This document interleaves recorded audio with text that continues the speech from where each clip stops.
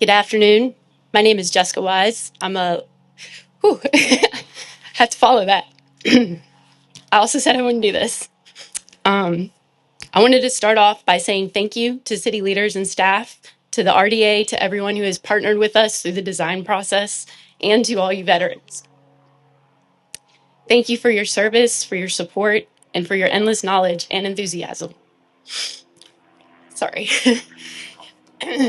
To give you all a little bit of background, as Meredith said, the design process started just over a year ago. We spent hours of extensive research, conversations, presentations, and an open line of communication with many of you local veterans. We provided various forms of public input, including 2 open houses, a project-specific email address where people could email us any comments or questions, and comment cards in an effort to collect as much information as possible about the conflict, the men and women who served, and what would be most important to include in a memorial. We also knew that we wanted the memorial to be a place of visibility, remembrance, reflection, gratitude, storytelling, and education. All of that starts, as Meredith said, with the memorial's location here in Warburg Park. So from where we're sitting here today, the memorial can be seen from Farrell Parkway and from Highway 17.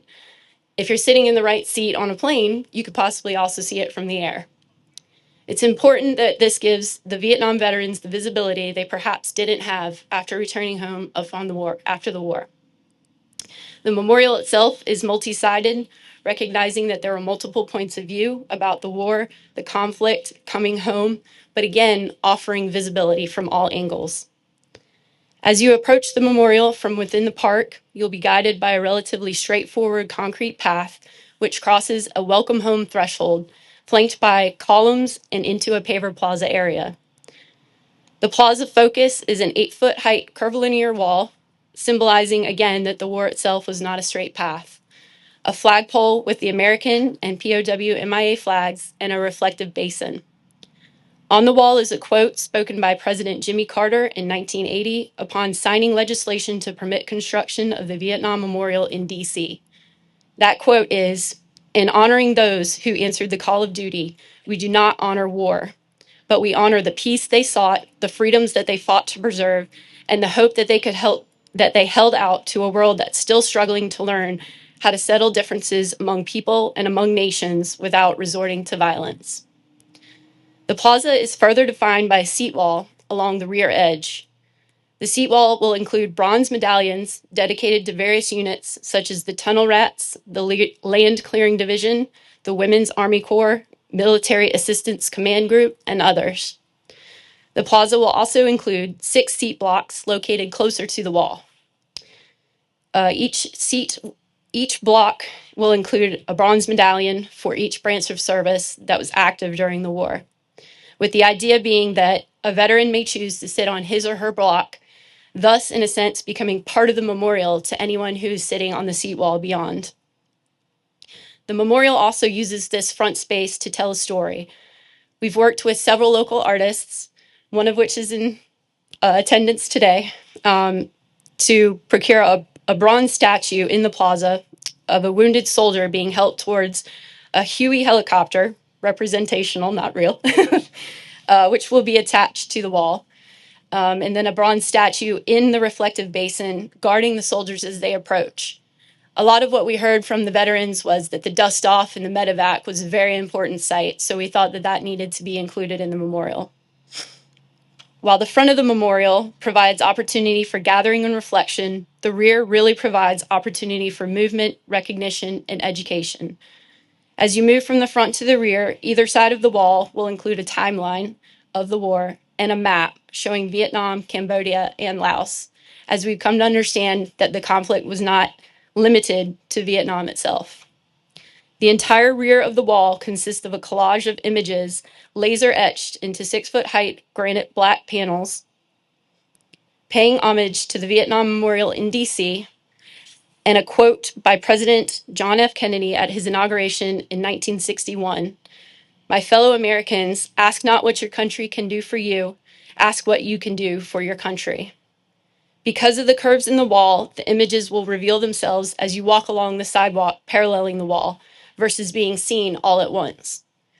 Because of the memorial's orientation, the images can also be seen from Highway 17 as you're driving by.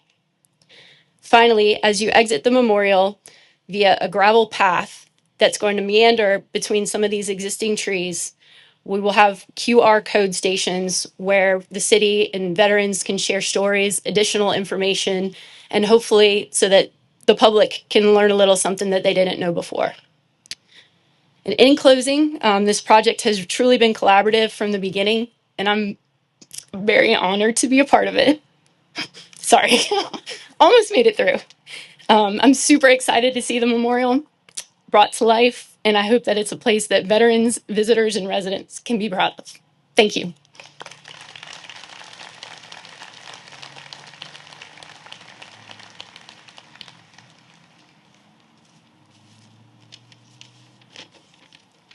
Good afternoon. Incredibly humbled to be here this afternoon, so really would like to thank you and Jessica. Tough act to follow.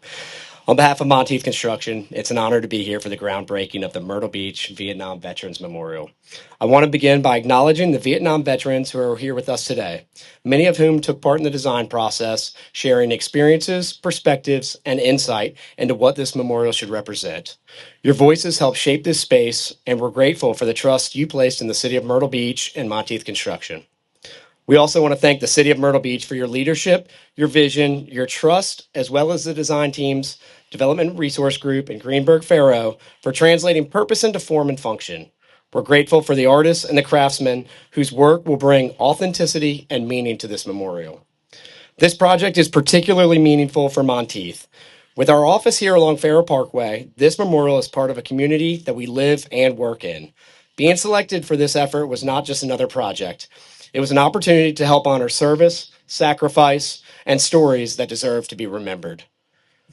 The design brings stories forward through the memorial wall, the laser-etched granite panels, bronze plaques and medallions, the Huey artwork, life-size statues, reflection areas, and educational elements that will help future generations understand the significance of this memorial.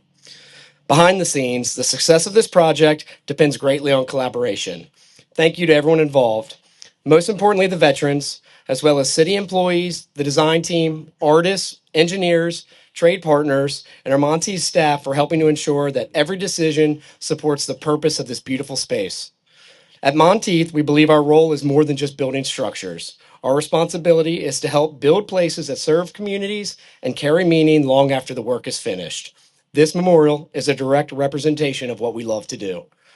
To the veterans and families here today, thank you. We're sincerely grateful for your service, your sacrifice, and the opportunity to bring this memorial to life. Thank you.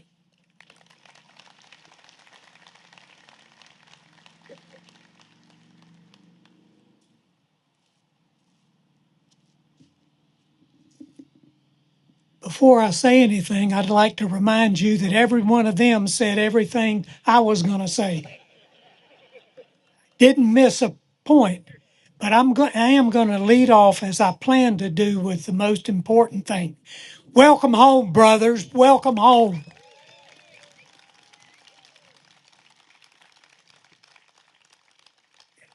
And for those of you who may not know what that means, it means welcome home for what all of us went through, what some of us went through going through San Francisco airport at midnight on the way home.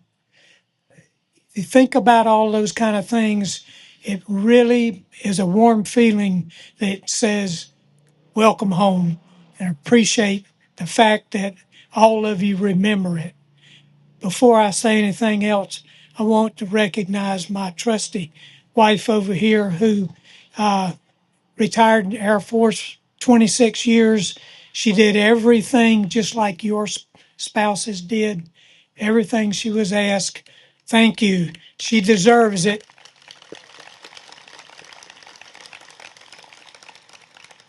And all spouses of male and female deserve the credit.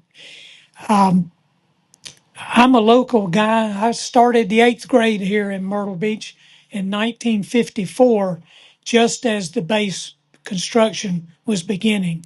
I know that's hard for you to believe, but it's the truth. But When I retired from the Air Force in 92, we did 26 years. I used to say Penny and I retired from the Air Force with 26 years of service. They said, "Oh, was she in the Air Force?" I said, "Ask her, she'll explain it to you." But anyway, I got the job as the executive director of the Redevelopment Authority in August of 95. One of the first things I realized when I got it, that my heart was with the Air Force and was with Myrtle Beach Air Force Base, because I went to school with Air Force kids that went to Myrtle Beach High School. Not all lived on base, some lived in the community, but they were many of them. And have two specific friends, one a Army helicopter pilot, one an Air Force Academy FAC pilot that were killed, and then one more from Virginia that Penny and I got to know real well in our Air Force career. I think about those guys often, but when I started getting involved in what my vision was for the base to become, I knew we had to do everything possible to sustain the history of the Air Force and therefore the military here. And I was very fortunate. The 7 members of my redevelopment authority, which are established by a state law that gives us the authority to oversee the redevelopment, reuse of the base.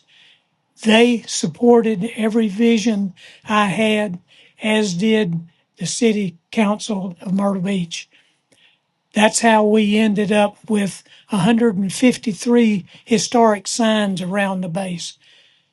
That's how we ended up with Valor Park and the queen of it all, Warbird Park.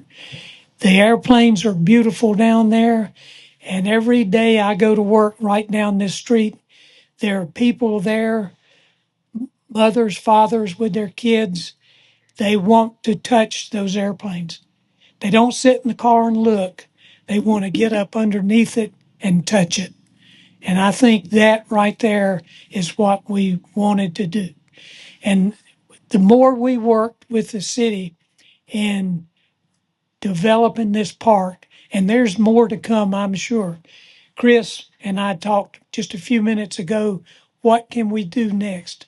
And I'm sure between the Military Appreciation Committee, the council, we will come up with some more good things that will contribute. Every time I was ever interviewed by a reporter, they wanted to know, was this my vision for what I wanted the base to become, Warburg Market Common? And I used to say, no, I didn't think that was my vision. Now I know that it was my vision. It is just what I expected, an urban village where people who live here, like Paul Hickey and the Crestwind crowds and Coventry, all of those people live here and they love it. This is their home and they're going to stay here. So I want to thank each and every one of you, the Vietnam veterans, and those that just came to see what it means to be a part of an organization like this. So, therefore, if you're ready, Melissa, we can ask everyone to come up and grab a shovel and dig a hole.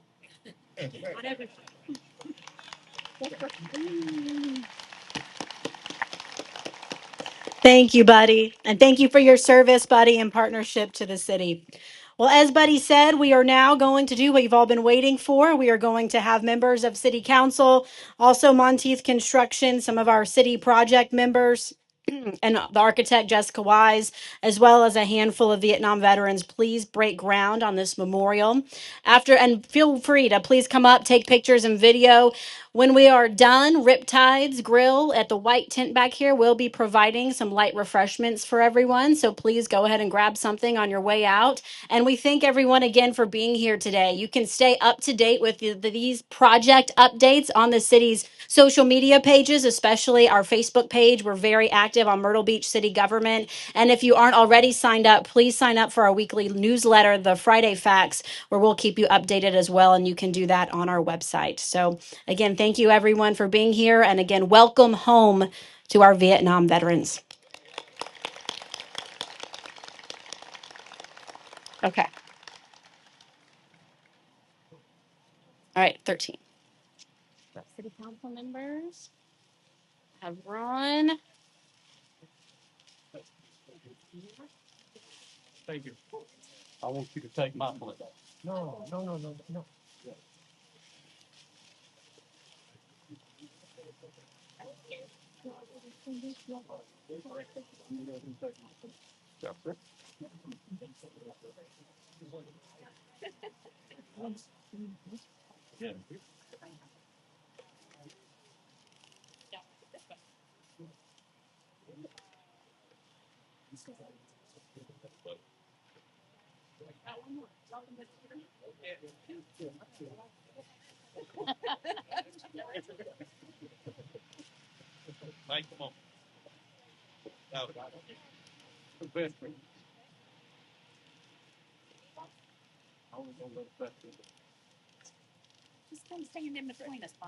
How did we look?